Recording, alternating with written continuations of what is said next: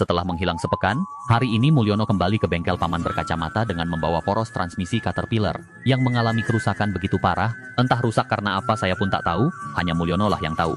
Untuk memperbaikinya, paman berencana membuang bagian yang pecah dan menggantinya dengan potongan pipa baja. Tentu saja, perbaikan seperti ini memerlukan keahlian dan keterampilan tingkat 8.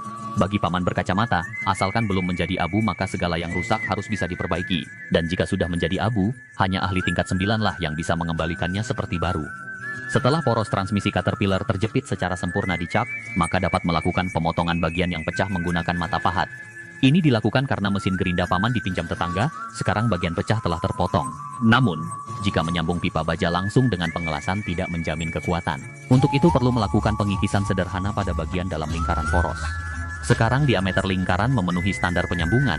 Tahap berikutnya melakukan pewarnaan sederhana menggunakan spidol dan membuat ulir. Semakin presisi ulir yang dibuat, semakin kuat juga sambungan dalam menjalani roda kehidupan. Bagi paman berkacamata proses pembuatan ulir seperti ini tidaklah sulit, yang sulit menyembunyikan uang hasil korupsi. Untuk dapat menyambungkan kedua komponen tersebut, tahap berikutnya adalah melakukan operasi sederhana pada bagian pipa baja. Meletakkan dicak dan melakukan pengikisan secara bertahap, guna menghindari kesalahan dalam proses pengikisan. Paman yang cerdas, juga beberapa kali melakukan pengukuran diameter lingkaran. Setelah mendapat diameter lingkaran yang sesuai, dengan lingkaran ulir yang dibuat sebelumnya, barulah membuat ulir kedua. Hanya dengan cara ini penyambungan dapat dilakukan secara sempurna. Sekarang kita dapat menghubungkan dengan poros transmisi Caterpillar, meski kedua ulir tersebut dibuat secara manual. Namun, keterampilan paman dan ketelitiannya tidak kalah dengan mesin CNC. Agar pipa baja tidak mudah terlepas, paman perlu mengelas sambungan tersebut dengan kawat las berkekuatan tinggi.